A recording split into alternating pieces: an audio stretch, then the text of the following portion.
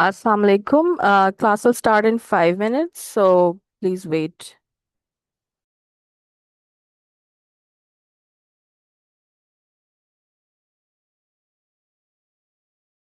The first class of the express batch for BIA. So आप लोगों के साथ प्लानर तो शेयर हो गया था, आई बिलीव, इन द ग्रुप, जो व्हाट्सएप का ग्रुप बना हुआ है।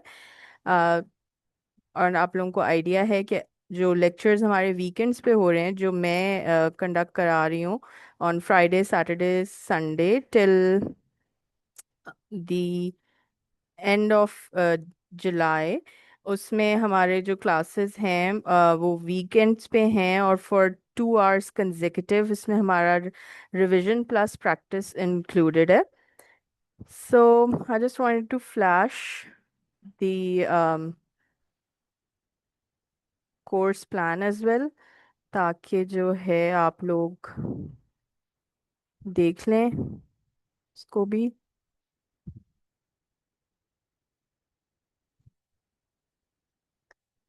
Okay, so here it is. आज का जो हमारा सेशन है, everyone can view the course plan. It's in Excel, right? So आज का हमारा जो चैप्टर्स हम कवर करेंगे, जो हमारा बुक होगी वो आई कैप का स्टडी टेक्स्ट है, और जो चैप्टर्स हमने कवर करने हैं over the weekends, that include a chapter 8 9 10 11 12 and 13। Here is the planner. और जो आज का 3rd of July फ्राइडे हमारा जो प्लान में शामिल है, हम सोर्स ऑफ फाइनेंस को कवर करेंगे, सोर्सेज ऑफ फाइनेंस को। एंड देन संडे को we'll try to touch a little bit of cost of finance का थोड़ा सा portion, cost of equity. And then you'll have your first mock on Monday for all these topics. All right. So let's, हमारे पास time कम है, so for before having further discussion, अगर planner वगैरह पे आपको चाहिए तो, but we'll move to the course now. ठीक हो गया?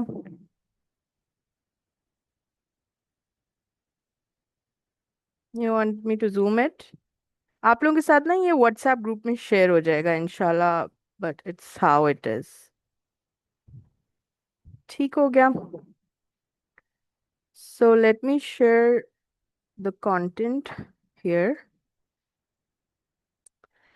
So source of finance, जो हमारे कोर और मेनली यही सोर्सेज ऑफ फाइनेंस है, जो आगे आप अपने इंशाल्लाह फाइनल तक इस चीज़ को पढ़ेंगे।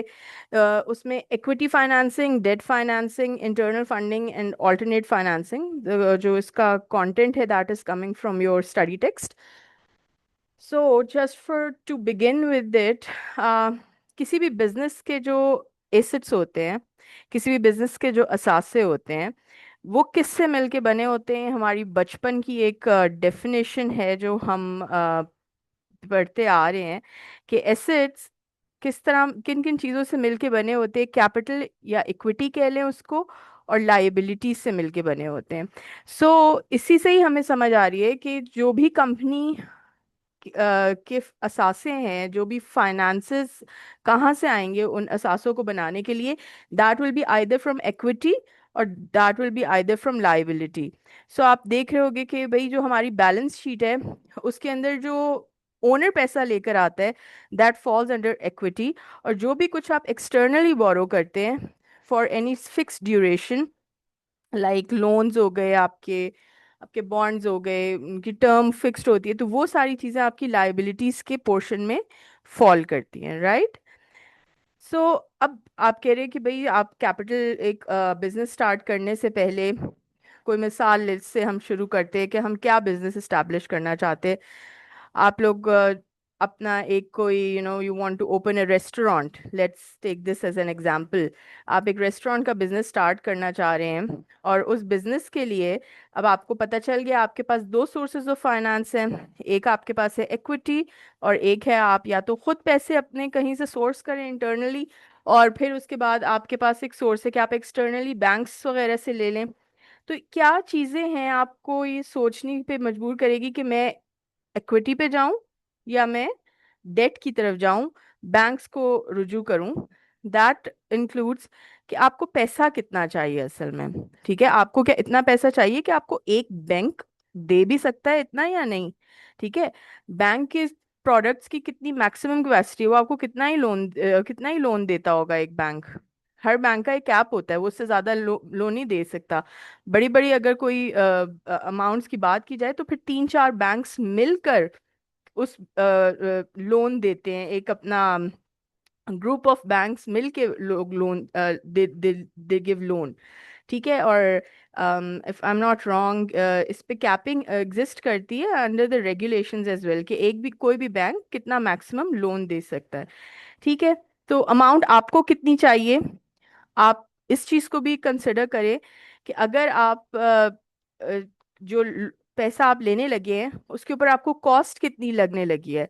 अभी तक तो आप लोग इतना पढ़ ही चुके होंगे, सिंस इट्स रिवीजन क्लास, आपको आइडिया है कि जिस तरह अभी हम लोन की बात कर रहे हैं कि कोई भी अमाउंट लोन लेकर भी बिजनेस स्टार्ट किया जा सकता है। लेकिन अगर हम चाहें कि हम पब्लिक से पैसा इकट्ठा करें, तो हमारी जो इनिशियल पब्लिक ऑफरिंग्स हैं या जो हमारा उसके अंदर जो खर्चे वगैरह हैं उनकी कॉस्ट कितनी ज़्यादा है।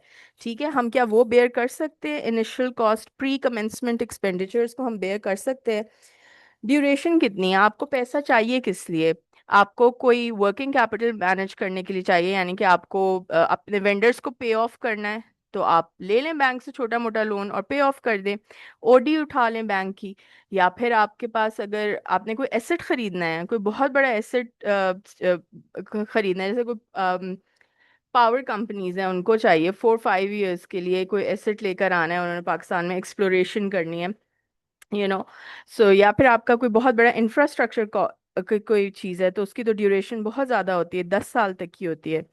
फ्लेक्सिबिलिटी, इस साल अगले आपने 5 साल तक के लिए लोन ले लिया है, लेकिन आपके पास पहले 3 साल तो आपके कंपनी लॉसेस में जा रही है, ऑपरेटिंग लॉसेस में जा रही है, not even the total profits में भी नहीं है, टोटल लॉस नहीं, ऑपरेटिंग लॉस में जा रही है, तो आप तो यू कैन नाइदर पे of the loan, you can neither even pay them the dividend. तो डिविडेंड ना दें तो चलता है, लेकिन अगर लोन की रीपेमेंट ना की तो नहीं चलेगा। तो क्या आपका ऑप्शन कितना फ्लेक्सिबल है। ठीक है, रीपेमेंट, आप नहीं चाहते कि आप जब तक आपकी रेस्टोरेंट का, अगर जैसे हमने एग्जांपल स्टार्ट की, आपका तो लाइफ टाइम का ये बिजनेस है, आप नहीं चाहते कि पूरी जिंदगी जब तक आपके बिजनेस की जो लाइफ है उस पूरे स्पैन में आप किसी और को अपना पार्टनर बनाकर अपने प्रॉफिट्स उसके साथ शेयर कर रहे हैं।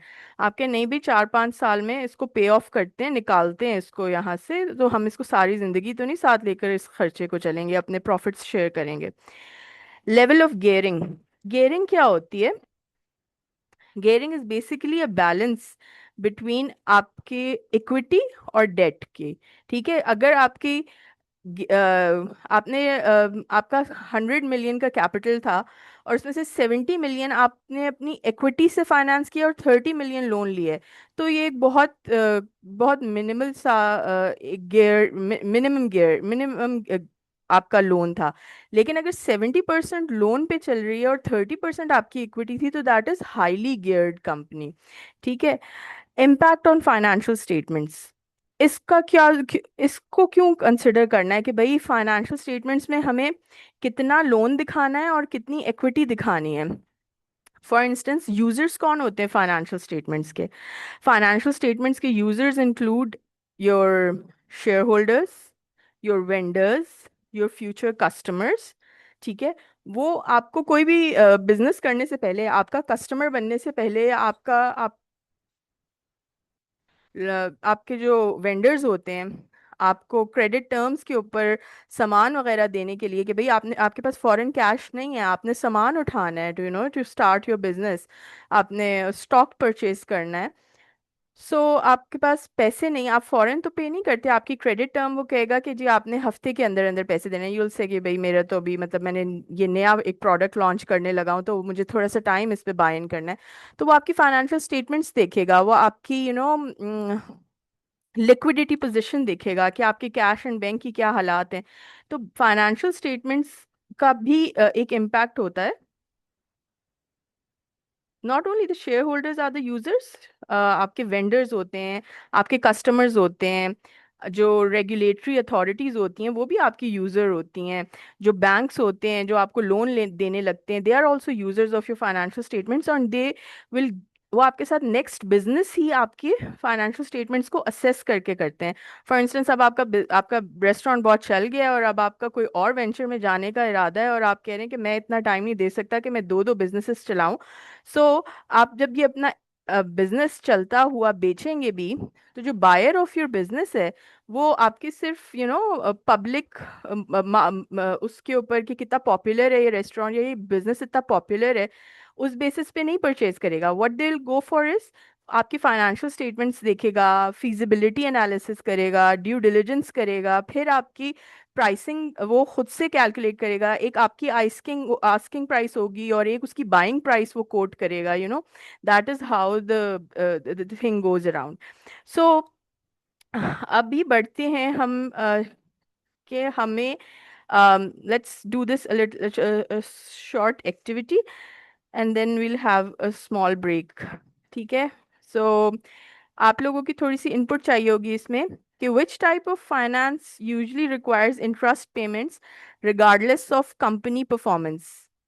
आपको इक्विटी फाइनेंस, अगर ओनर ने पैसे दिए हैं तो क्या आपको उसको इंटरेस्ट देना है? आपने डेट लिया है, आपने कर्जा लिया है, उस पे आपको फाइनेंस देना है। आपके पास रिटेन्ड अर्निंग्स रखी हुई हैं, आपने उसके ऊपर इंटरेस्ट चार्ज करना है। आपको किसी ने डोनेशन दे दी कि ये ले आप बिजनेस करें, उस पे आपको इंटरेस्ट पे करना है। तो कौन सा सोर्स ऑफ फाइनेंस होता है जिसके ऊपर आपको इंटरेस्ट पे करना होता है? You can also unmute, you guys can unmute and say it, because शायद अभी तो नहीं, लेकिन जी बी, right. Next is equity finance is usually expensive because bank charges a high fee, shareholders accept high risk and expect high returns, it requires no documentation, it has no servicing cost. तो equity loan से expensive क्यों होती है? Yes, इसका भी answer B ही है। B बिल्कुल, क्योंकि इक्विटी ओनर तो कभी भी आपसे बैंक फी नहीं चार्ज करेगा ना, जो शेयर होल्डर्स हैं।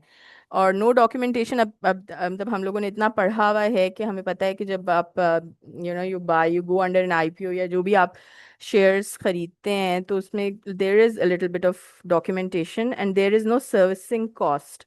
तो शेयर्स परचेज करने में there does exist a cost. Oh sorry. हाँ जी। तो अभी हमने थोड़ी देर पहले ही डिस्कस किया था कि गियरिंग क्या होती है। तो यहाँ पर there is this MCQ which is asking you guys, gearing refers to the balance between current assets and current liabilities, equity and debt financing, sales and profits, cash and inventory। या ये भी equity and debt ही है। ठीक है, good है, good Moiz. Okay. If bank lending is restricted, a company may raise long-term finance by selling inventory, issuing equity shares, reducing salaries, or selling machinery। अगर कोई भी बैंक पैसे देने से मना कर देता है तो कंपनी को लॉन्ग टर्म फाइनेंस चाहिए। यस, देखिए लॉन्ग टर्म है ना, तो लॉन्ग टर्म में लोन भी रिस्ट्रिक्टेड होता है, 5 साल का होता है, ज़्यादा से ज़्यादा 6 साल का हो गया, 10 साल का हो गया। अगर कंपनी एक बहुत मशहूर कंपनी है और उसकी अपनी जो उसकी फिजिबिलिटी है, जो उसने अपना लाइफ टेन जो उसका प्रोजेक्ट लगा हुआ है वो 30-25 साल का है, तो बैंक्स फिर भी एक लॉन्ग टर्म के लिए लोन दे सकते हैं। लेकिन सबसे लॉन्ग टर्म तो आपका लॉन्ग इक्विटी फाइनेंसिंग ही होती है, जो आपको आपके ओनर्स शेयर होल्डर्स देते हैं। ठीक है। Then there's this question which is asking you guys, during a year of low profits, a company may stop paying loan interest। ऐसा हो सकता है कि आपका लॉस चल रहा हो और आप बैंक से कहेंगे देखिए हम तो आपको इंटरेस्ट नहीं दे सकते। कंपनी में decide not to pay dividends, cancel all debts, company कहे कि हमारा तो आप लोन ही कैंसिल कर दें, अवॉइड रीपेइंग लोन्स। आप लोन को या बैंक को कभी भी मना नहीं कर सकते। हम आगे जाकर पढ़ेंगे भी कि there are certain covenants, there are certain terms and conditions जिससे बैंक आपके साथ बहुत ही बुरी कर सकता है। ठीक है, तो बैंक से तो आप पंगा नहीं ले सकते। अगर आपके प्रॉफिट लॉसेस चल रहे हैं, आप अपने मालकों को कह सकते हैं कि भाई इस साल आपको हम कुछ भी नहीं दे सकते। Stakeholders analyze a company's financial statement mainly to decide employee salaries, assess the risk of providing finance, check product quality, determine tax rates. Shareholders को stakeholders financial statements क्यों देखते हैं? ताकि वो एम्प्लॉयज की सैलरी डिसाइड कर सकें, ताकि वो, या, इसका भी आंसर बी ही है। So yeah, so the answer to all these MCQs was option B. But I hope आप लोगों को इसके behind जो logic हैं वो समझ आई होंगी। And this whole all these MCQs are from page 13 of your study text. ठीक हो गया? So guys, let's take a short namaz break. maghrib का अजान हो रही है, so we'll continue after prayer break. ठीक है, just 5 minutes break, okay?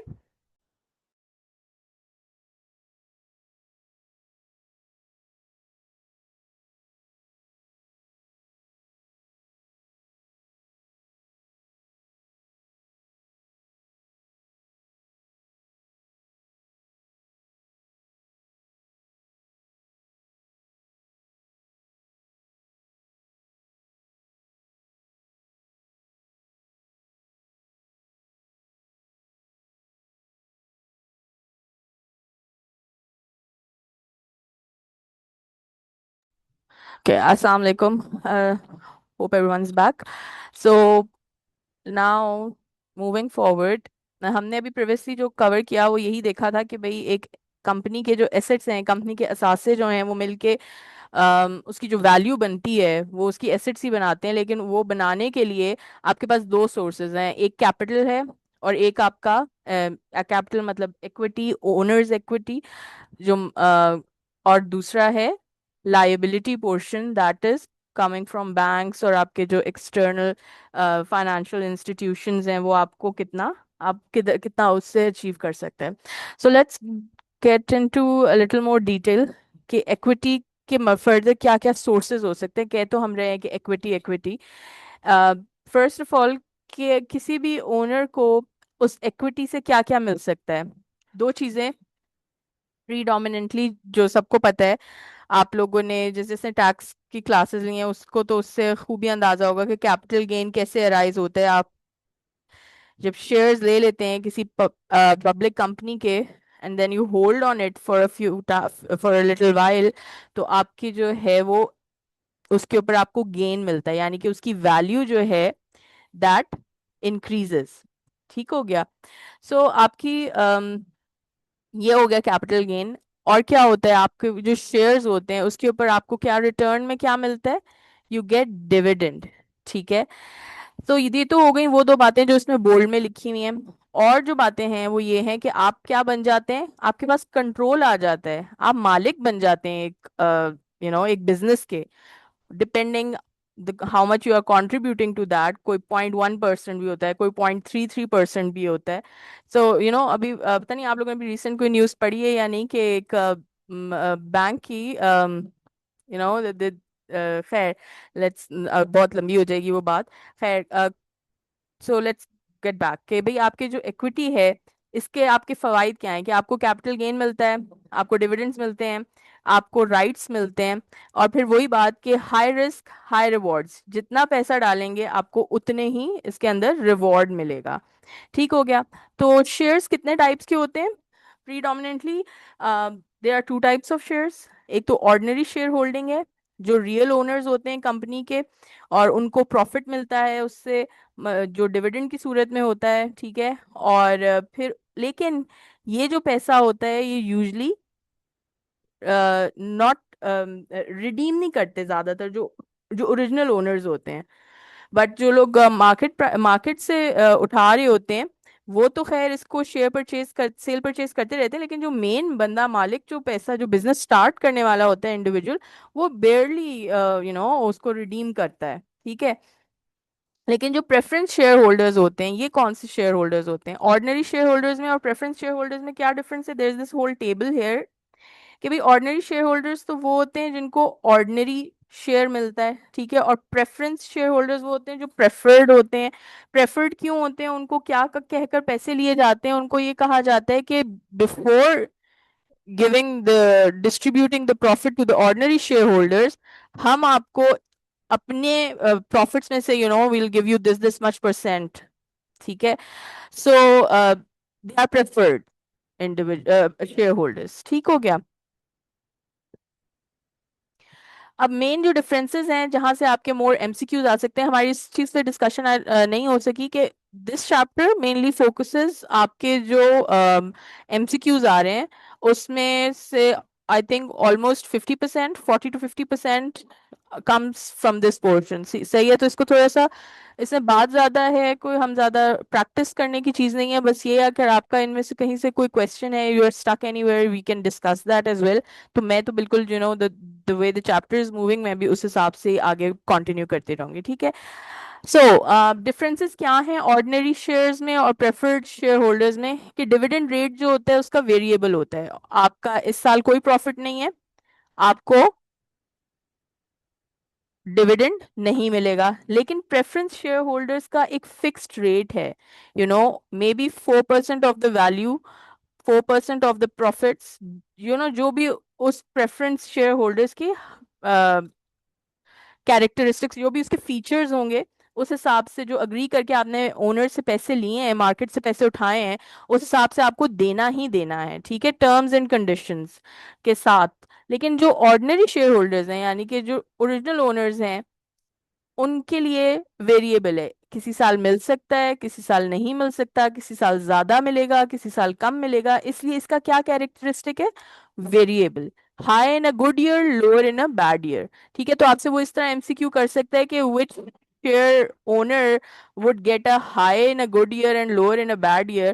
तो you can choose between ordinary and preference shareholders में, preference shares में से आपको पता होगा कि this feature is of a ordinary share, ठीक है। डिविडेंड डिस्ट्रीब्यूशन क्या होती है? It is paid only from the spare funds after the payment to the preference share holders. लेकिन ये क्या है, इनको जो प्रेफरेंस शेयर होल्डर्स हैं इनको कब मिलता है? Before the ordinary share holders. Liquidation, the last to be repaid in a liquidation. Liquidation क्या है? कंपनी बिक गई है, ठीक है, कंपनी बिक गई है, और अब कंपनी के जो बिकती है, तो सबसे पहले पैसे किसको मिलते हैं? आपके क्रेडिटर्स को, ठीक है, जिन्होंने आपको कर्जे पे आपको सामान दिया हुआ है, ठीक है। अकाउंट्स पेबल आपके बैलेंस शीट की तरफ अगर आप मूव करें, तो सबसे पहले ये आपके जो कंपनी बिक गई है तो आपके बैलेंस शीट की तरफ वो जाएंगे, और वो कहेंगे कि इनका सबसे पहले हु इज द, जिसको सबसे पहले चीज मिलेगी, दैट विल बी द, जिन्होंने कर्जे दिए हुए थे। बैंक्स होंगे जिनको उन्होंने लोन पे ऑफ करना था, आपके वेंडर्स होंगे, आपके सप्लायर्स होंगे जिनसे आपने कर्जे पे पैसा सामान उठाया हुआ था, ठीक है। तो लिक्विडेशन में सबसे पहले तो वो हो गए, फिर उसके बाद प्रेफर्ड शेयर होल्डर्स होंगे, और ऑर्डिनरी शेयर होल्डर्स जो होंगे वो लास्ट होंगे। The sequence is there in the regulation, लेकिन हम क्योंकि सिर्फ और सिर्फ ऑर्डिनरी और प्रेफर्ड शेयर्स की बात कर रहे हैं, तो हम इसी पे ही स्टिक रहेंगे। There is a whole law regarding this, right? Okay. Voting rights किसको मिलते हैं? ऑर्डिनरी को। यहाँ पर ये फायदा है, ठीक है, ये एक फायदा है ऑर्डिनरी शेयर होल्डर को कि भाई उसको वोटिंग राइट, वो जो हमने ऊपर बात पढ़ी है ना, कि भाई एक तो हो गया कैपिटल गेन मिल गया, एक आपको डिविडेंड मिल गया, तीसरा आपको जो है वो ओनरशिप मिल गई, ठीक है। अब ओनरशिप मिली है तो वोटिंग राइट्स, आपकी मर्जी का डायरेक्टर बैठेगा, आपकी मर्जी के डिसीजन लिए जाएंगे, राइट्स और आपकी जो परसेंटेज ऑफ शेयर होल्डिंग है उस हिसाब से आपका वोटिंग राइट बनेगा। लेकिन प्रेफरेंस शेयर्स में आपकी कोई से नहीं है, ठीक है। Redemption, ordinary shares are irredeemable, preference shares can be redeemed और इररिडीमेबल, यानी कि आप इनको जो है रिडेम्पशन की बेसिस पे, ऑर्डिनरी शेयर्स को आप कभी भी अपने लाइबिलिटी में नहीं दिखाते हैं, ठीक है। आप उसको अपनी इक्विटी में रखते हैं। लेकिन जो प्रेफरेंस शेयर्स हैं, अब उनकी फीचर जो आपने जो भी उनके जो भी कंडीशंस पे आपने इशू किया है, उस हिसाब से जो है वो आपका रिडीमेबल भी हो सकते हैं, इररिडीमेबल भी हो सकते हैं। तो इक्विटी में जो पार्ट है तो वो दैट इज इररिडीमेबल। ठीक है, ordinary shares. Conversion. Ordinary shares are not convertible. Preference shares are convertible into ordinary shares. Ordinary को आप प्रेफर्ड नहीं बना सकते, ठीक है, in a higher class of asset में, in a higher class of shares में कभी भी नहीं जा सकते। लेकिन प्रेफरेंस शेयर होल्डर्स को at the time of their redemption usually ये ऑफर दी जाती है कि हम आप हमसे कैश ना लें, आप हमारे ऑर्डिनरी शेयर होल्डर बन जाएं, ठीक है, क्योंकि इसकी भी एक ड्यूरेशन होती है, या ये लॉन्ग टर्म के लिए होते हैं, ओनली डिपेंड्स कि किस नेचर के साथ इनको इशू किया जा रहा है। कॉस्ट। अच्छा जी, cost, it's cost is known as cost of equity, and preference share holders की cost is known as cost of preference shares. So cost क्या है, हम इसको के से क्यों डिनोट कर रहे हैं? सो ये एक तो कैपिटल का पार्ट है हमारे शेयर्स, ठीक है। और जस्ट छोटी सी इंफॉर्मेशन है कि भाई कैपिटल का जो लफ्ज है ना वो जर्मन वर्ड है, और that starts with KAPITAL, capital. ठीक है, तो वो के से इसलिए डिनोट किया जाता है, ठीक है। कॉस्ट है तो सी से तो डिनोट करना चाहिए था, आप सबके जहन में आएगा कि भाई ये के से क्यों डिनोट हो रहा है। के से इसलिए डिनोट हो रहा है because of the language from which this whole finance is, you know, जिस तरह प्रोग्रेस किया है, जहां से इसके बेसिक्स हैं, जो बैक टू बेसिक्स अगर जाएं, तो उन्होंने जो उसकी डिनोशन है वो के वर्ड से, के लेटर से, सॉरी, के लेटर से वो क्यों डिनोट कर रहे हैं, because it is derive from the word capital, and Germany में कैपिटल स्टार्ट्स विद के, ठीक है।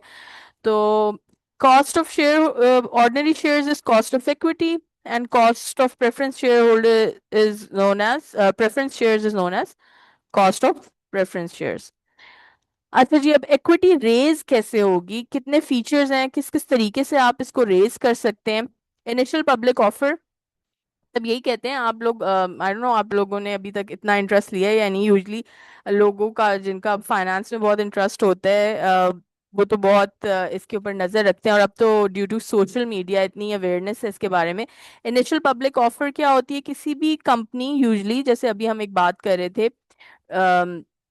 किसी रेस्टोरेंट की हम बात करते हैं, एक रेस्टोरेंट खुला, उसकी चेन ऑफ ब्रांचेस हो गई, अक्रॉस पाकिस्तान हो गया ना, वो कह रहे हैं कि अब मुझे जो है ना, जितना भी मैंने लोन उठाया था, मुझे पीछे पीछे जाते जाना चाहिए, मुझे अपनी गेयरिंग कम करनी चाहिए, and let's raise capital from the public, ठीक है। अब हमें मजीद लोन नहीं मिल सकता बैंक से, ठीक है, हम तो पूरे पाकिस्तान में फैल गए हैं, जितना जितना अर्न करते जाएंगे। लेकिन अब there is this new kind of pizza जो हमने अब बनाना है, उसके लिए हमें एक नई मशीन चाहिए, ठीक है, let's think around those things.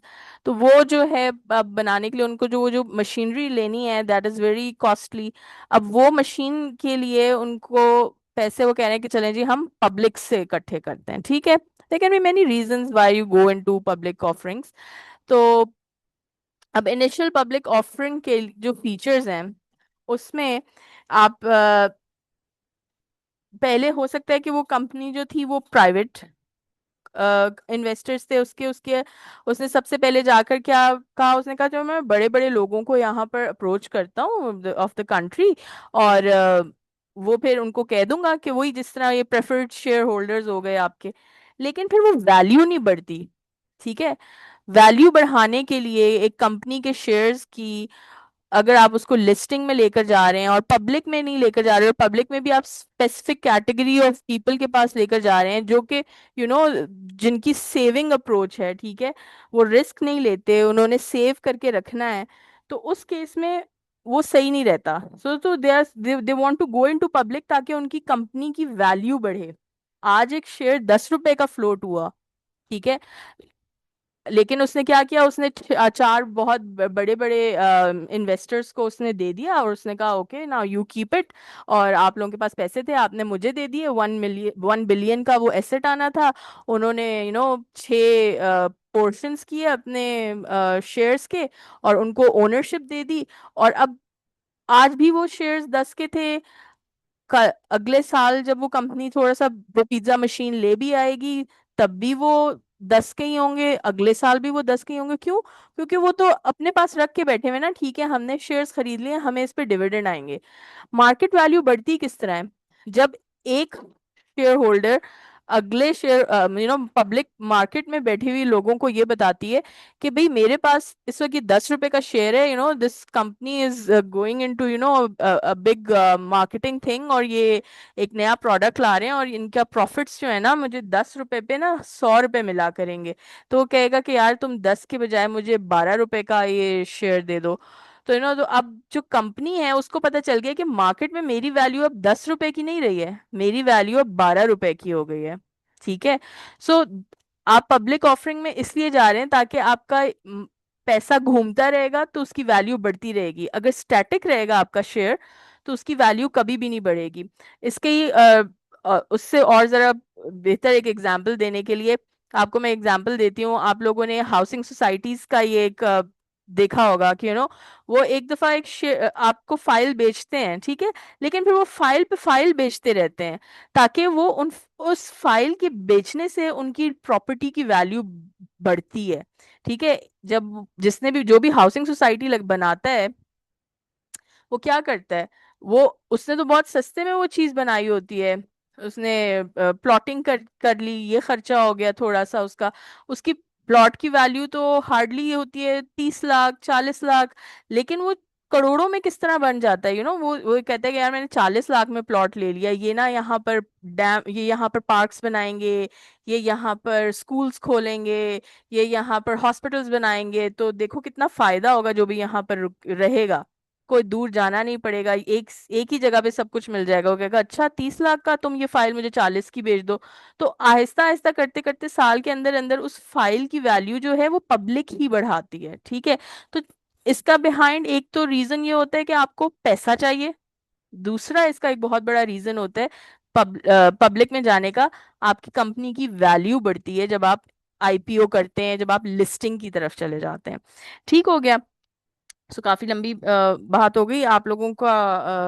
You can always stop me if I am going into a lot of talking and talking. ठीक है। तो इक्विटी फ्लोट होती है इनिशियल पब्लिक ऑफरिंग से। इनिशियल पब्लिक ऑफरिंग किस तरह होती है? जैसे मैंने आपको बताया कि वो जाएंगे, उनको जैसे अगर 1 बिलियन का एक एसेट परचेज करना, वो they can be any agenda behind it, वो एक अपनी वर्किंग करेंगे और उस पे निकालेंगे कि हमें इतने पैसे की रिक्वायरमेंट है, उसको they will divide it into shares, कितने शेयर्स कितनी मार्केट वैल्यू चाहिए आपको। वो ब्रोकर्स को अप्रोच करेंगे कि भाई the same kind of companies का आजकल क्या शेयर चल रहा है, वो अपनी वैल्यू देखेंगे, कंपनी की existing value, and they will even they might add कुछ थोड़ा सा परसेंटेज ऊपर कि अभी तो आपकी कंपनी की वैल्यू के हिसाब से आपकी शेयर जो होना चाहिए वो 10 रुपए का होना चाहिए, लेकिन देखें आपका मुझे लगता है कि डिमांड इतनी बढ़ेगी कि 12 रुपए का शेयर कर दें। ठीक है। तो वो जब शेयर 12 रुपए का हो जाएगा और वो बिकेगा, तो वो एक फिक्स्ड उसकी प्राइस होगी जो जनरल पब्लिक में जाएगी। ठीक है। अब इसके पहले क्या प्रोसेस होता है? इसके लिए क्या होता है कि जब कंपनी होती है वो ब्रोकर्स के पास जाती है। आपने नाम सुना होगा, आरिफ हबीब हो गया, एकेडीएन हो गया, दीज आर द ब्रोकर्स। ठीक है। ये क्या करते हैं आप, there is someone in the chat. जी। तो ब्रोकर्स के पास जाते हैं और ब्रोकर्स जो हैं इनके शेयर्स को फिर आगे फर्दर मार्केट में दे दे सेल इट। और इसमें जब उनके वो शेयर्स बिक जाते हैं, then this comes in the hands of the general public, और उनको फिर उसके बेसिस के ऊपर जो है क्या मिलता है, डिविडेंड मिलता है, and that's how the purpose is fulfilled of the investor. जो भी जनरल पब्लिक है, जो भी इन्वेस्टर है, उसका तो एजेंडा पूरा हो जाता है। लेकिन इसके बिहाइंड ब्रोकर का क्या काम होता है? ब्रोकर्स जो होते हैं दे दे ऑफर उनके अपने एग्जिस्टिंग, उनके पास जो लोग होते हैं वो उनको अप्रोच करते हैं, दे मेक देम कॉल्स। इनका यही काम होता है, जो ब्रोकरेज हाउसेस होते हैं इनके साथ जो एफिलिएटेड लोग होते हैं, जनरल पब्लिक इनके साथ एफिलिएट हो जाती है। इनको सबसे पहले पता चलता है कि मार्केट के अंदर एक आईपीओ आने लगा है, and that is how you can by the shares and everything. तो ब्रोकर्स ने तो अपना काम कर दिया। And then comes underwriting by the issuing house of a large block of shares of a company. अब जो underwriters होते हैं आपके जो banks होते हैं, they also give some kind of एक इसको गारंटी बोलते हैं कि ये कंपनी कभी डूबेगी नहीं, आपका जो पैसा है वो डूबेगा नहीं। तो इस तरह का जो एक गारंटी देने के लिए ना, there are banks involved behind any IPO. तो एक आईपीओ के लिए आपसे क्वेश्चन किया जा सकता है, what are the other parties in addition to the company and investor. कौन सी दो और पार्टीज हैं जो इन्वॉल्व हो सकती हैं? Those are underwriters and brokers. ठीक हो गया। प्राइवेट प्लेसिंग क्या होती है? आप सिर्फ बड़े बड़े लोगों को अप्रोच करें, ठीक है। आप you don't go into general public. आप पांच छह बड़े लोगों तक ही रहें, एंड डोंट आप अपनी आपका 100 बिलियन आपको चाहिए, आप कहें कि जी 70 बिलियन मेरे पास पड़ा हुआ है, ये बस जो 30 बिलियन है, 30 मिलियन है, आप इसको जो है मुझे these are the big names. ये जो बड़े बड़े ग्रुप्स होते हैं, आई डोंट वांट नेम, तो उनके पास आप चले जाएं और उनको अप्रोच करें। उनका इंटरेस्ट होता है, वो आपकी एसोसिएट कंपनी बन जाते हैं या कुछ इस तरह करके, छोटा छोटा पोर्शन आप आ, उनसे जो है वो मांग लेते हैं। ठीक है। Then come stock exchange introduction. This is not a very common practice. Stock exchange introduction. Under a stock exchange introduction, no new shares are made available to the market. An introduction is describes when shares in a large company are already widely held by the public, and the company wants its shares to be publicly tradable on a recognized stock market. A company might execute an introduction in order to enhance the marketability of its shares, gain better access to company in future through,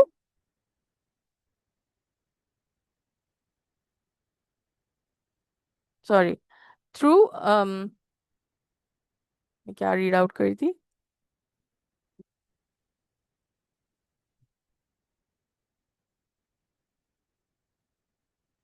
wait. So this is the thing कि आप जो हैं अपने जो shares जो आपके existing, आपका जो 100 बिलियन है उसमें से 70 बिलियन जो है you are financing yourself, and the remaining 30% को आप जाकर जो है वो मार्केट में सेल करें, और आप कहें कि नहीं मुझे पब्लिकली नहीं, मुझे एक बिगर चंक ऑफ इन्वेस्टर्स के पास ही जाना है। Comparison between introduction with other equity methods. अब इंट्रोडक्शन में और आईपीओ में और प्राइवेट प्लेसिंग में क्या डिफरेंस है?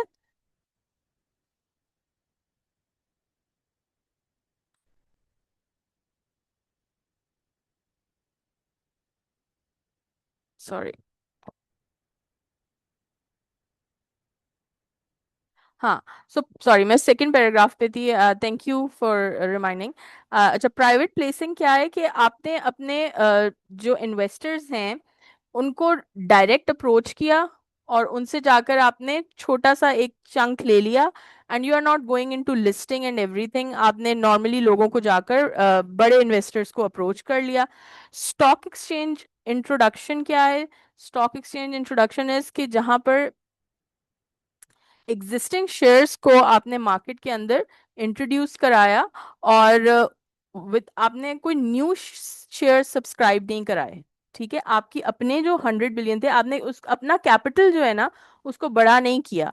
आपका 100 बिलियन का कैपिटल था, आपने उसी का ही little portion of it, 25% of the company's existing ordinary shares को ही मार्केट में लेकर गए। इन अदर केसेस, आईपीओ के केस में क्या था कि आपकी अभी तक आप एक अब 1 बिलियन कैपिटल है आपका, लेट्स सपोज, ठीक है, एंड आपको 50 मिलियन मजीद चाहिए था। ठीक है, तो उस केस में आपने उन 50 मिलियन के लिए शेयर्स इशू किए। इस केस में वो कह रहे हैं कि you adjust it within that 100 million. आप अपना स्टॉक एक्सचेंज इंट्रोडक्शन करा दें, and you don't have to increase your capital. ठीक हो गया। अब डिफरेंस क्या है इन दोनों चीजों में versus introduction and other method में? वो ये कि प्लेसिंग्स आर चीपर, ठीक है। एंड उसमें आपको जो है जितने पैसे चाहिए बात खत्म हो गई, ना आपको ब्रोकर्स को अप्रोच करना पड़ा, ना आपको उसके लिए अपनी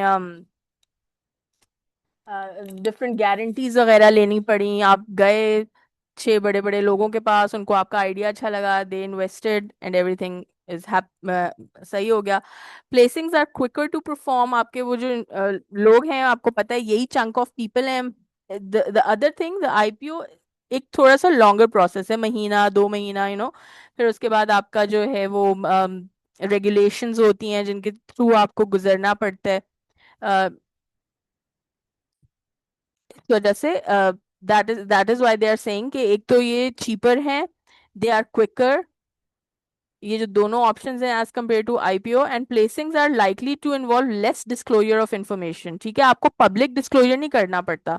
जब आपका आईपीओ होता है, जब आप मार्केट में जाते हैं, you have to disclose a lot of stuff to the, आपको अपनी पूरी फाइनेंशियल स्टेटमेंट्स दिखानी पड़ती हैं। आपको पता है ना कि प्राइवेट कंपनीज की financial statements are not available to the public, ठीक है। तो in this case what happens is कि आपको अपनी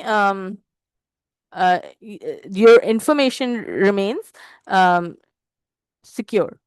At the time, if the company uses placing a method of raising equity finance as compared to introduction, then it faces different drawbacks, which are most of the shares are usually placed with a small number of institutional investors.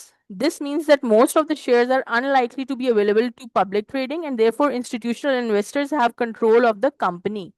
ठीक है। अगर आप IPO की तरफ नहीं जाते और आप चले जाते हैं प्राइवेट प्लेसिंग की तरफ, तो वही बात है, आपका वो जो चंद एक इन्वेस्टर्स का चंक है, उनको ओनरशिप ज्यादा मिल जाती है। आप पब्लिक में गए, किसी के पास 100 शेयर्स हैं, किसी के पास 1000 शेयर्स हैं, किसी के पास 1500 शेयर्स हैं, यू हैव लिटिल चंक। लेकिन यहाँ पर आप 6 बड़े बड़े जाइंट्स के पास चले गए हैं, वो एक अपना कंसोर्टियम बना लें और वो एक उनके उनको एक ज्यादा कंट्रोल मिल जाता है। Then comes right issue. Right issue क्या चीज है? इट्स वेरी आसान सा कॉन्सेप्ट है कि वो क्या करते हैं, आपको उनको पैसे चाहिए एंड आपको वो एक ऑफर देते हैं कि आप फॉर एवरी 1 शेयर हम आपको 1 शेयर एडिशनल दे देंगे, ठीक है। That is the simple concept of right issue, कि आपके एग्जिस्टिंग शेयर होल्डर्स को ही वो सम पोर्शन 1:4 कर दें। चलें, या तो 1:1 उसने दिया है, वैसे 5:1, कि जिसके पास 5 शेयर है उसको एक एक्स्ट्रा शेयर मजीद मिल जाएगा, ठीक है। इस केस से क्या होता है, एक तो आपके कंट्रोल जो है ना उतना ही रहता है, ठीक है। एक से डबल हो गया, उसके पास 2 शेयर्स हो गए, लेकिन और लोगों को भी तो उसने इसी तरह की ऑफर की होगी ना, तो कोई भी किसी के पास भी एक्सेस कंट्रोलिंग राइट्स नहीं जाते, ठीक है।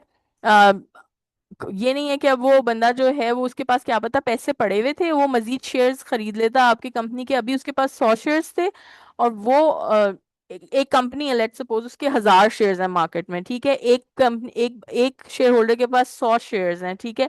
उसको उन्होंने राइट इशू ऑफर कर दिया, उसके पास पैसे पड़े हुए थे, उसने कहा ठीक है 1:1 में 200 शेयर्स का मालिक बन गया।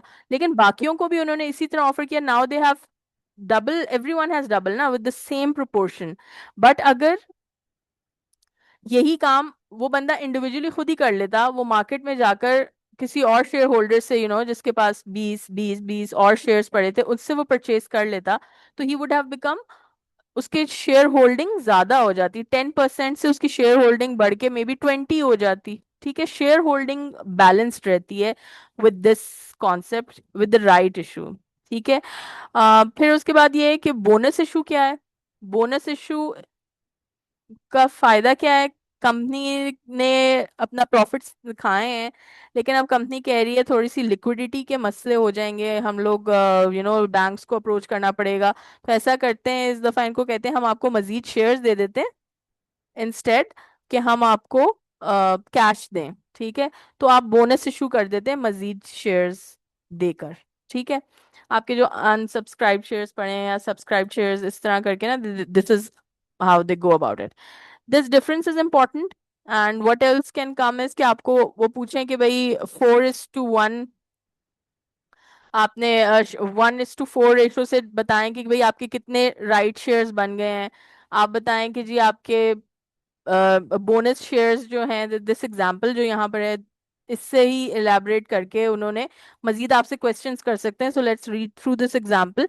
If a company A limited issued 10,000 right shares to its existing shareholders for rupees 10 per shares, then at the same time it increases the share capital as well as cash of the company by 100,000. क्या हुआ कि उसने कहा कि मैं एक share, उसने 10,000 share right shares issue किए हैं. यानी कि हर शेयर होल्डर का 1:1 किया. उसके ऑलरेडी 10,000 शेयर होल्डर्स थे. उसने 10,000 मजीद शेयर्स दे दिए और सबके पास एक एक शेयर एक्स्ट्रा गया और 10 रुपए पे गया. तो उसने क्या किया, उसकी लिक्विडिटी अप्रोच हो गई.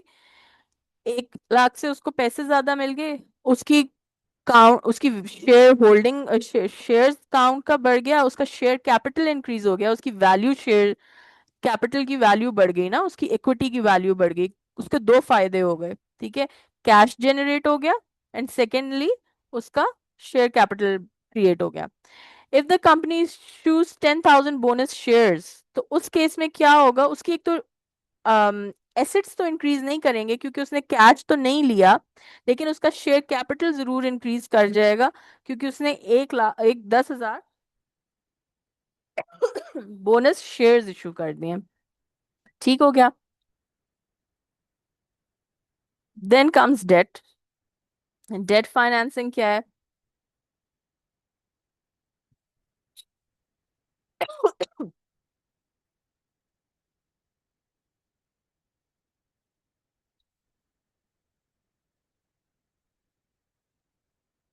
डेट फाइनेंसिंग, आपके जो सप्लायर्स हो गए, वो भी एक तरह के आपके, उन्होंने भी फाइनेंस किया होता है ना आपको. आप कहते हैं कि जी अगर वो 10 दिन लेट करोगे तो तुमसे मैं 10 रुपए मजीद चार्ज करूंगा, अगर 20 दिन मेरी पेमेंट लेट करोगे तो मैं 20 रुपए और चार्ज करूंगा. सो आपको जो फंड्स, आपके क्रेडिटर्स हैं, आपके वेंडर्स हो गए, आपके बैंक्स हो गए, उन्होंने आपको जो पैसे दिए होते हैं उसके अगेंस्ट वो हमेशा आपसे कुछ इंटरेस्ट ले रहे होते हैं. आपसे कोई, जो आपका फिक्स्ड प्रिंसिपल है वो तो वहीं रहता है, लेकिन उसके ऊपर वो आपसे इंटरेस्ट ले रहे होते हैं.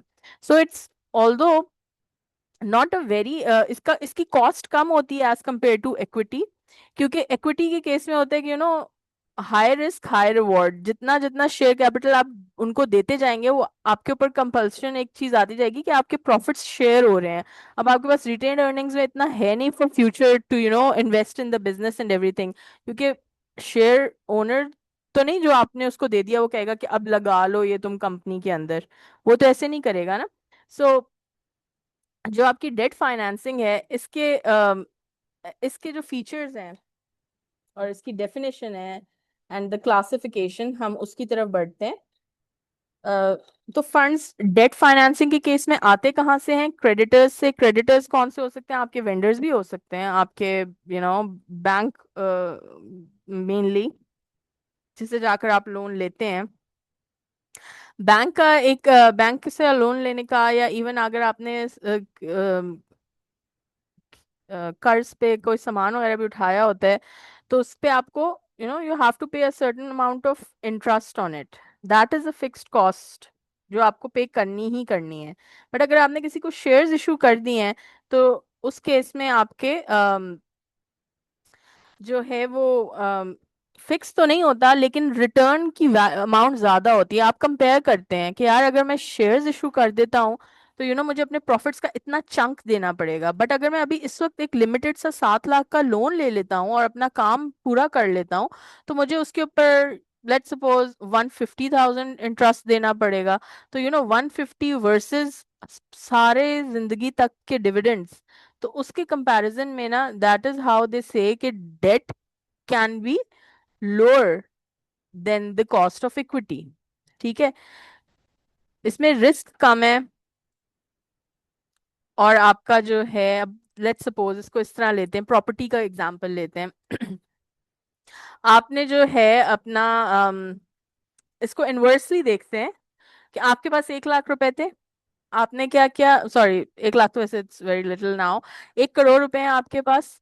आप कहते हैं कि मैं जाता हूँ, एक फ्लैट खरीद लेता हूँ, उसको किराए पे लगाता हूँ, और जो है वो किराया आता रहेगा and I will have a good saving, एक अच्छा कैश आता रहेगा मेरी मेरी कॉस्ट ऑफ लिविंग में एक हेल्प हो जाएगी।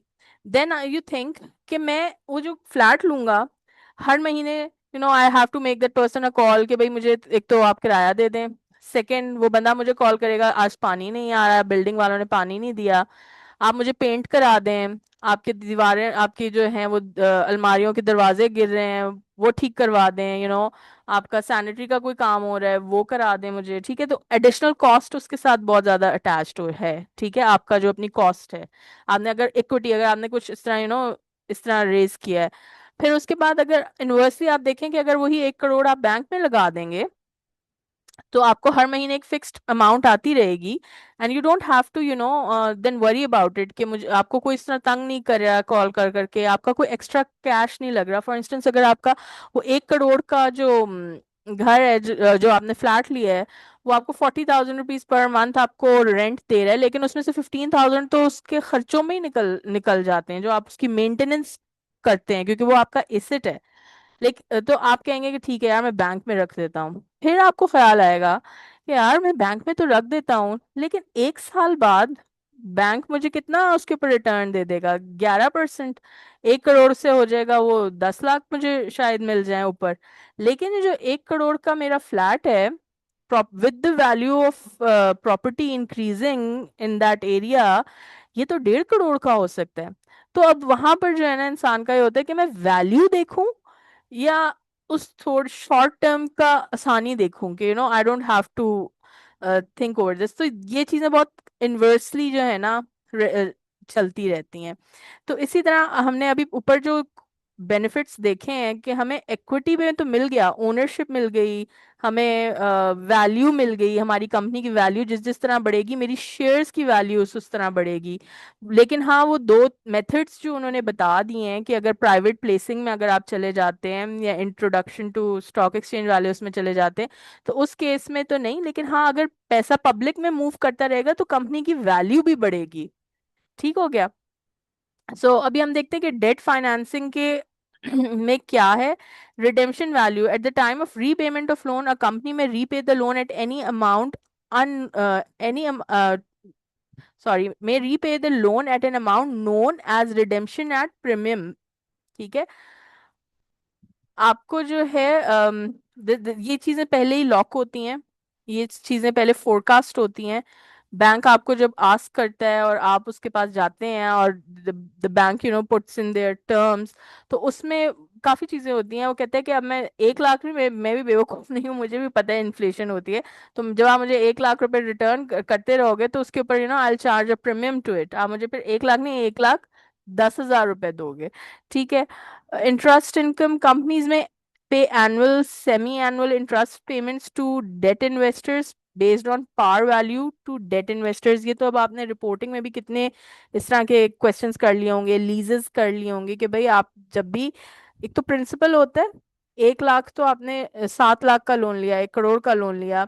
अभी तो आपने, अब तो इतना ज्यादा फ्लोट हो रहा है, जो ये इवन पाकिस्तान का जो हाउस लोन का एक स्केड्यूल है, that is also very much readily available, कि आपका जो प्रिंसिपल है 1 करोड़, उसके ऊपर आप जब रीपे करेंगे तो दे multiply it with the interest rate and that. तो आपने तो रीपे तो करना ही करना है, हर महीने 80,000 आप दे रहे हैं, बट उसके ऊपर there is a hidden interest cost in it. ठीक है। एक तो रिडेम्पशन वैल्यू है जो आपने पे करनी है, that is the principal, and then there is in interest cost. और ये जो ले but they are still saying the cost of debt is lower than the cost of equity because debt holder carries low level of risk and therefore they accept lower returns. ठीक है। आपके risk इतने नहीं है date के case में, वही जो मैंने आपको एग्जांपल दी कि अगर आपका अपना घर है तो उस केस में, हाँ, थैंक यू मोइस, 5% है इंटरेस्ट ऑन मेरा घर स्कीम। ठीक है। So they accept low returns. आपका रिस्क इतना बड़ा नहीं है, आपके फ्लैट में रिस्क बड़ा है, हर वक्त की मेंटेनेंस, काफी इलाकों में तो कब्जे भी हो जाते हैं, the tenants, they don't want to leave your place, कब्जे कर लेते हैं।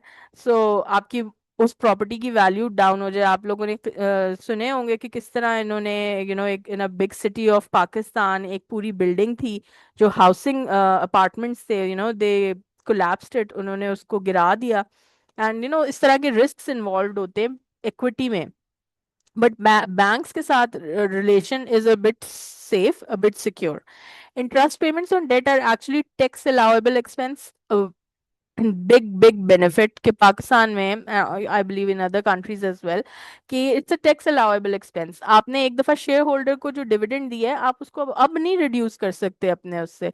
लेकिन जो आपने लोन्स लेकर बैंक को इंटरेस्ट देंगे, that interest portion is tax deductible. ठीक है। Further reducing the cost of capital, अभी आप ने करा भी होगा इसको कवर कि इट इज माइनस टी, आपका टैक्स जो है that is reduced from this whole cost.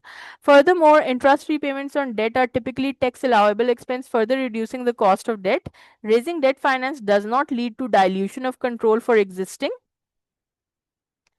shareholders of the company. आप आपका जब आपने राइट इशू किया, मैं आप लोगों के पास भी फोन आया, मेरे पास भी फोन आया, मैंने राइट इशू अवेल नहीं किया, आपने राइट इशू अवेल कर लिया, आपकी तो वैल्यू बढ़ गई, मेरी तो वैल्यू नहीं बढ़ेगी ना, मेरी तो बल्कि और कम हो जाएगी, काउंट ऑफ शेयर्स बढ़ जाएंगे। मैंने मैं पहले फॉर इंस्टेंस मैं 1% ओनर थी, और मैंने मजीद शेयर्स अगर बाय नहीं करूंगी और मार्केट के अंदर शेयर्स की क्वांटिटी बढ़ जाएगी, और मैंने उस पर राइट इशू पे परचेज नहीं किया होगा, तो मेरे साथ क्या होगा, मेरा ओनरशिप कम हो जाएगी। ठीक है, there is always a risk attach to it कि मेरा कंट्रोल कम होता जाता है। ठीक है, बट डेट फाइनेंसिंग में ऐसा, बैंक को कोई ऐसा आपका वो उसको ओनरशिप के खतरे नहीं है, आपको भी कोई खतरा नहीं है कि बैंक आपका ओनर बन जाएगा। आप बैलेंस करके चल रहे हैं, आप राइट इशू कर रहे हैं ताकि कोई बड़ा ओनर ना बन जाए। ठीक है, आपका भी बिहाइंड ये एक स्ट्रैटेजी है। लेकिन बैंक के साथ आपको ऐसा कोई खतरा नहीं है, लेकिन बैंक के साथ भी मजीद खतरे होते हैं, वो हम पढ़ते हैं अभी। The advantages and disadvantages of debt financing, कि बैंक कैसे पुलिस होता है बैंक के साथ कैसे आपको बहुत एहतियात से चलना पड़ता है, क्योंकि जो terms and conditions with the bank होती हैं, they can even liquidate companies. और बड़ी बड़ी एग्जांपल्स हैं पाकिस्तान में। एक बहुत मशहूर मिठाई की एक फ्रेंचाइज थी, how that collapsed, I don't no आप लोगों को पता है या नहीं। They started venturing into new things, and उन्होंने बड़े बड़े अपने प्लांट्स लगाए, उन्होंने डेयरी के अंदर चले गए। एक मिठाई की दुकान थी लाहौर की बहुत मशहूर, and what they did was they were trying to enter into new businesses, they started taking loans, and suddenly maybe somehow they were not able to repay the loans, and वो एक पूरे पाकिस्तान में फैली हुई franchise, it collapsed with in a year. क्योंकि जब bank के साथ आप अपनी टर्म्स एंड कंडीशंस मीट नहीं करते हैं, तो वो तो ले जाता है आपको, आपके रिश्तेदार या आपका शेयर होल्डर आपको कोर्ट कचहरी ना कराए, लेकिन bank they take, because it is there in the covenants, it is there in the terms and conditions। ठीक है, तो जुबान तो दे दी ना, तो जब जुबान दे दी है तो फिर आप you have to face the consequences. तो अब बैंक इतना भी जालिम नहीं है कि आपके साथ बहुत बुरा बुरा करेगा। वो कहता है कि मेरे पास इतने सारे प्रोडक्ट्स हैं, you know I can offer you bank OD, I can offer you short term bank loans, I can offer you certificate of deposits, treasury bills, they are from the government, treasury bills government से होते हैं, they are not from trade creditors. आपका अपना supplier आपको short term debt दे सकता है 3 महीने का के लिए, वो आपसे पैसे नहीं लेगा। आपके इतने अच्छे उसके साथ बिजनेस टर्म्स हैं, आपका जो सप्लायर है वो कह रहे हैं ठीक है यार तुम्हारी लिक्विडिटी इश्यूज हैं, तो तुम 3 महीने रखो, या तुम एक स्टार्टअप हो तो तुम 3 महीने आई कैन वेट, तुम्हारी डिलीवरी चली जाए कस्टमर को, then I will take the payment from you. ठीक है, ट्रेजरी बिल्स क्या होते हैं? दे आर एक्चुअली गवर्नमेंट के लोन्स होते हैं। एक तो होता है ना IMF हो गया, वर्ल्ड बैंक हो गया, जिससे हमारे जैसे बड़े बड़े मुल्क जो हैं वो अप्रोच करते रहते हैं, बिकॉज दे बड़े बड़े हम बड़े मुल्क हैं, तो हम बड़े लोगों से लेते रहते हैं लोन्स। लेकिन फिर हम क्या करते हैं, अपने मुल्क के बहुत अमीर अमीर लोगों के पास भी चले जाते हैं, उनसे भी ले लेते हैं। T bills are usually for a period of 3 months, and the government comes to the big investors in the country. ये नहीं है कि वो मेरे और आपके पास शायद ना ही आए कभी, लेकिन हाँ, they go to the big people in the country and they say, the big companies, and they say कि हमें 90 days के लिए हम आपको पे बैक कर देंगे। फिर उसे आप पूछेंगे कि भाई अब उसे क्यों आईएमएफ याद नहीं आ रहा, अब उसे क्यों पाकिस्तान नजर आ रहा है। भाई आईएमएफ को दे हैव टू पे बैक, दे हैव टू पे बैक इन द टर्म्स, उनके डॉलर्स में, यूरोज में, जो भी उनकी बैंक की जो करेंसी है उसमें दे हैव टू पे back.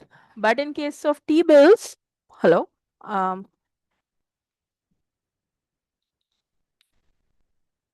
Can you hear me? Hello?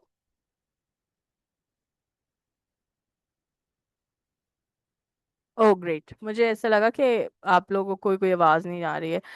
ठीक है ना, सो आई होप टेबल्स आपको क्लियर हो गए। सर्टिफिकेट ऑफ डिपॉजिट्स, आज भी आप किसी भी बैंक के पास चले जाएं, दे ऑफर यू 50,000 रुपीज का आपके पास है, आपके वो आपको एक सर्टिफिकेट ऑफ डिपॉजिट ऑफर करेगा। नेशनल बैंक ऑफ पाकिस्तान में चले जाएं, मीज़ान के पास चले जाएं, दिल से कि आपके पास ये 30,000 रुपीज का टर्म डिपॉजिट है, ये आप ले लें, एंड देन 50,000 है, 5 लाख है, एंड देन उनके सर्टिफिकेट्स हैं, आप उनके अंदर इन्वेस्ट करें and they will take loan from you, and they'll use it and they'll pay it back। और वही term deposits they use it with their lenders जो आते हैं, ठीक है, लोन लेने के लिए। शॉर्ट टर्म बैंक लोन, आपको पता है, आप जाएं अभी आप गाड़ी के लिए लोन ले लें, एक तो इंडिविजुअल की बात हो रही है, तो कंपनीज भी इस तरह लोन्स ले लेती हैं, शॉर्ट टर्म लोन्स, ठीक है। एक नई ब्रांच लगानी है, लाहौर की एक कंपनी है, लेट्स से डेयरी कंपनी है, उसने कराची में कोई अपना एक और फैक्ट्री लगानी है, सो उसके लिए वो एक शॉर्ट टर्म लोन ले ले। हो सकता है, शॉर्ट टर्म तो नहीं होता, वो तो लॉन्ग टर्म होता है ना। सो 5 years से 10 years का लॉन्ग टर्म डेट होता है। शॉर्ट टर्म लोन्स होते हैं आपने वर्किंग कैपिटल को मैनेज करने के लिए। ODB somehow is for mainly, bank overdraft is mainly for to manage your working capital.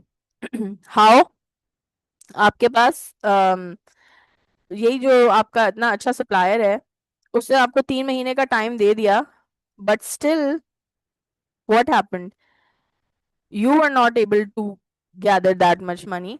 आप नहीं इकट्ठे कर पाए पैसे, और आपने क्या किया, फिर आप गए बैंक के पास, आपने कहा कि मुझे अपने बैंक पे ओवरड्राफ्ट चाहिए, मैं अपने सप्लायर्स के साथ शर्मिंदा हो जाता हूँ। तो ऐसा होगा कि अभी कभी मेरा, क्योंकि पैसों में ऊपर नीचे है, मेरे क्लाइंट्स देर से पैसे पे करते हैं, और मेरे जो सप्लायर्स हैं उनको जल्दी पैसे चाहिए होते हैं। In that case you can आपका जो बैंक मैनेजर है, they he will give you overdraft facility. Overdraft facility में क्या होगा, आपने चेक काटा, आपके बैंक में पैसे थे ही नहीं, आपने चेक काटा 1 लाख रुपए का, आपके बैंक में थे 10,000 रुपए, तो finance manager will intimate you कि भाई आपका जो है ना बैंक में 10,000 रुपए, आपने अपना बैलेंस नेगेटिव में लेकर जाना है। आप कहेंगे जी जी, आप, मेरा तो कल ही क्लाइंट जो है वो मुझे पैसे देने वाला है,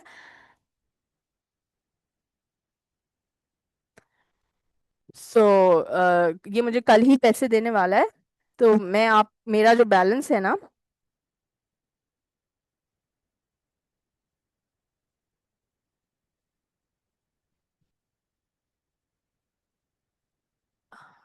hello?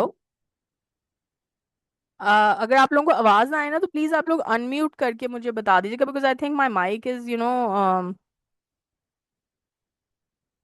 Has some issue in it.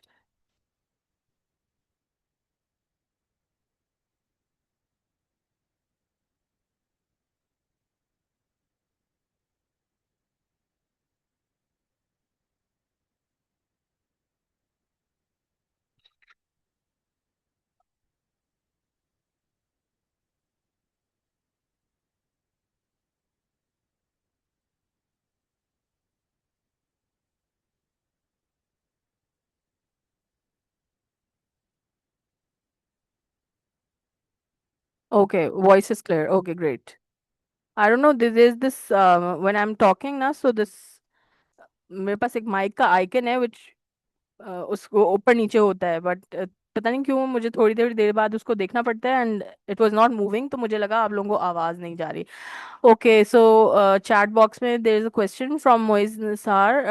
Certificate of deposits money market में फॉल करेगा? जी जी, ऐसा ही है।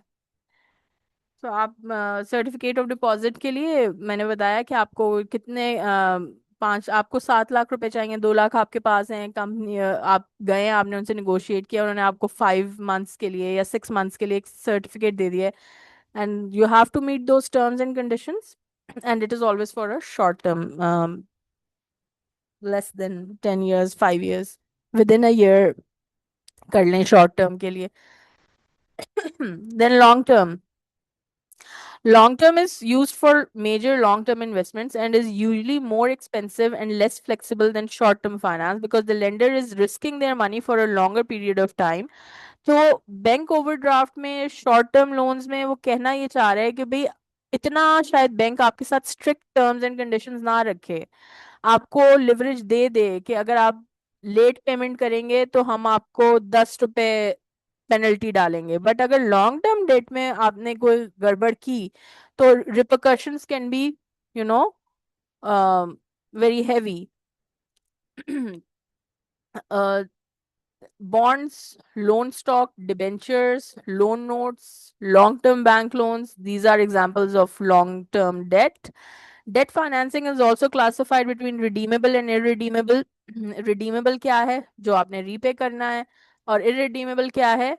जो which are never repaid. The debt buyer benefits solely from the interest payment they receive. आपने कभी भी वो पैसे वापस नहीं करने हैं। इररिडीमेबल डेट कभी होता नहीं है, कोई कर्जा आपको ऐसे क्यों देगा कि आपने कभी वापस ही नहीं करना, ठीक है? तो this redeemable and irredeemable concept is mainly in equity rather than,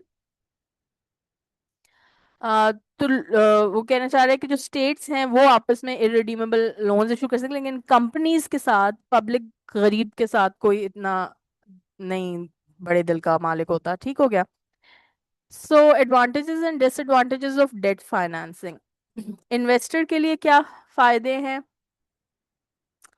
investor को, यानी कि बैंक को, would be getting a fixed return, उसको हर महीने एक डिविडेंड मिलता रहेगा in the form of interest, ठीक है? फिक्स्ड होगा वो, रादर देन डिविडेंड जो कि वेरिएबल होता है। हमने सबसे पहली जो चीज पढ़ी है आज के जो स्टार्टिंग में ही, वो ये थी कि भाई किसी में ही, किसी साल में बहुत हाई होगा, किसी साल में होगा ही नहीं, और किसी साल में कम होगा। बट डेट होल्डर्स का वही बात कि उनके पास कोई, बैंक को आप कभी भी वोटिंग राइट नहीं देंगे, ठीक है? In case of non payment of interest, debt holders can appoint a liquidator, ये सबसे खतरनाक बात है। In case of high profits, their interest will be limited. अगर आपने बैंक का कर्जा, वो जो टर्म्स आपकी अग्री हुई हुई होती है ना, उससे आप थोड़ा सा तो ऊपर चले जाएं, उन्होंने हर स्टेप पे कंपनी के लिए, तभी तो कंपनी वाले, बैंक बैंक से कोई भी बंदा आता है तो उसको इतनी respect, you know, they get to sit, employees को जगह बैठने का नहीं होता बोर्ड रूम में, but you know the people even they get, उनसे आपको पैसा लेना होता है, एंड देन यू आपको उनको बताते रहना होता है। Even banks visit the companies to audit, you know, they are always coming to check के इन्होंने जो हमारे साथ टर्म्स एंड कंडीशंस अग्री की हुई थी, क्या ये उतना ही चल रहे हैं कि उससे ज्यादा तो नहीं निकल गए? ए बैंक से, फॉर इंस्टेंस, ए बैंक से, ए बी सी से, मेरा मुराद है ए बी सी बैंक से, उन्होंने ये दिखाकर लोन लिया था कि हमारी जो गेयरिंग है वो 50-50 है, यानी कि हम 50% कैपिटल लेकर आए हुए हैं और हम 50% लोन पे चल रहे हैं। Bank would be repeatedly coming to you and they will be repeatedly asking for the financial statements to keep an eye कि आपने अपना ये 50-50 रखा हुआ है या आपने XYZ बैंक से मजीद लोन लेकर आपने उसको बढ़ा लिया है। और फिर उसके साथ ही उन्होंने टर्म्स एंड कंडीशंस रखी होती हैं। Okay, thank you Moiz. अच्छा, so in case of non-payment of interest, debt holders can appoint a liquidator उसने देखा कि एक तो नॉन पेमेंट पे है, और अगर आपका कोई भी कॉवेनेंट, जिसकी मैं बात कर रही हूँ कि आपका जो रेशो आपने बताया हुआ था कि हम किसी और बैंक से नहीं आपके साथ ही अटैच रहेंगे और एनीथिंग लाइक दैट, जो रेशो मेंटेन करनी थी उसकी मैं बात कर रही हूँ। तो in that case as well, debt is attractive to investors because it will be secured against the assets of the company. If the bonds or debentures are unsecured, the investment will be high risk compared to secure loans. In the case of liquidation, debt holders rank higher than other payables for recovery of dues. आप लोग इंशाल्लाह जब company law पढ़ेंगे, I don't know if it's there in your syllabus right now, और आप लोगों में से किस किस ने वो अटेम्प्ट कर लिया है, there is this whole regulation regarding it, कि जब भी कोई कंपनी बिकती है, कंपनीज लॉ में, के कंपनीज एक्ट में इनफैक्ट नाउ, कि दिस द सीक्वेंस, कि जब भी कंपनी बिकेगी तो किस किस को किस किस सीक्वेंस से पे होना है, और क्या क्या क्या किस किस तरह से बिकेगा, the whole process is there, कि आपने किसको अपॉइंट करना है बेचने के लिए, और इस तरह से जो कंपनी इटसेल्फ है, यानी कि जो जो एक एंटिटी है, जो एक पर्सन है, आर्टिफिशियल पर्सन है द कंपनी, उसके क्या क्या उसको क्या क्या डिसएडवांटेजेस होते हैं। डेट इज चीपर, उसको कम पैसे देने हैं, लेकिन डेट के केस में डिविडेंड जो है, इट इज नॉट टैक्स, उसके ऊपर आपको कोई टैक्स बेनिफिट नहीं मिलता। डेट के ऊपर जो आप इंटरेस्ट पे करेंगे उसके ऊपर आपको डिडक्शन मिलती है।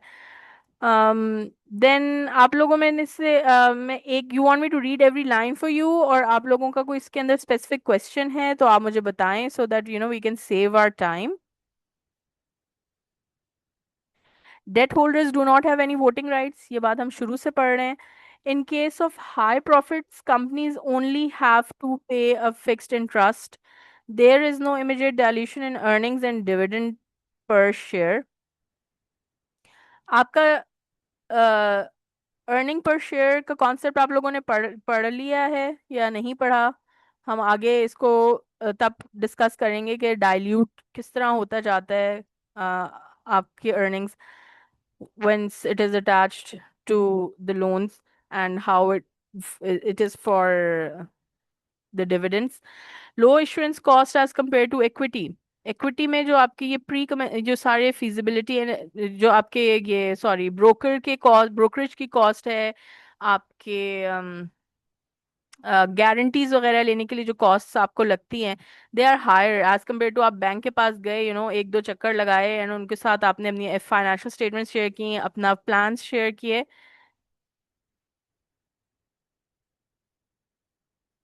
Sorry,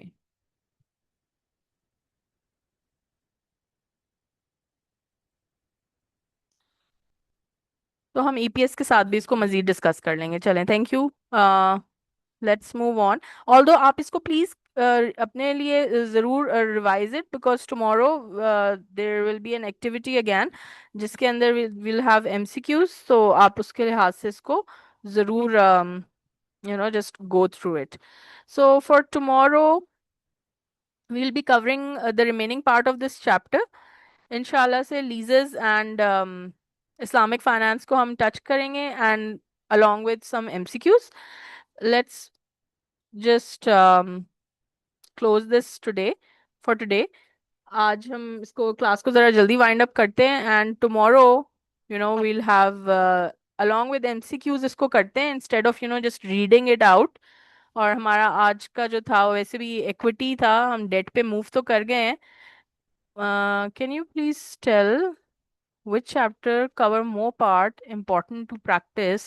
Like you told, this chapter is important for MCQs. जी बिल्कुल, this chapter is important for MCQs. आपका जो investment appraisal का chapter है, I believe that is chapter, wait, chapter 13. That is very important. Risk management जो आपकी जहाँ से start होती है, financial risk management, कॉस्ट।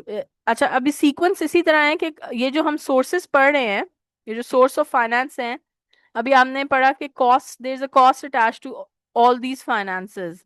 तो अब नेक्स्ट जो चैप्टर है वो उस तरह सीक्वेंस में ये चीजें हम पढ़ेंगे कि किस तरह ये जो सोर्सेज ऑफ फाइनेंस हैं, अभी हम कह रहे हैं कि जी डेट की कॉस्ट कम पड़ती है, शेयर्स इशू करने की कॉस्ट ज़्यादा पड़ती है, कॉस्ट पे हमें टैक्स का बेनिफिट हो जाता है डेट की। तो ये हम, this is part of the syllabus, और इसके बाद वाला जो चैप्टर है उसमें हमने इसी को कवर करना है। तो कल हम इंशाल्लाह ये सारा छोटे से टॉपिक्स हैं, इनको कवर करके will rush towards the, may be tomorrow ही हम टच कर लें कॉस्ट ऑफ फाइनेंस को, ताकि वी मूव टूवर्ड्स। ज्यादा इम्पोर्टेंट मेरे तो जो मुझे है, आप लोगों का इस दफा मैंने देखा है अभी पास पेपर, हम इंशाल्लाह उसको भी डिस्कस करेंगे। प्रोजेक्ट अप्रेजल से क्वेश्चन आया है एंड वर्किंग कैपिटल से आई थिंक क्वेश्चन आया है आपका। So that makes chapter 13 and chapter 12। So इंशाल्लाह हम will reach to that as soon as possible. So let's see you guys tomorrow. आज हम जरा जल्दी रैप कर रहे हैं, बट इंशाल्लाह tomorrow we'll have the class for 2 hours consecutively. ठीक हो गया? Thank you for your participation everybody. आप लोगों का कोई भी क्वेरी हो तो you can come to WhatsApp, और आप व्हाट्सएप ग्रुप है, उस पे कोई भी क्वेश्चन हो तो पुट अप कर ले, but I don't think so आज आपने कोई इस तरह का क्वेश्चन किया नहीं है। इंशाल्लाह जब when we will cover more of the syllabus I believe आप लोगों के मोर क्वेश्चंस होंगे। ठीक हो गया? Thank you. अल्लाह हाफिज।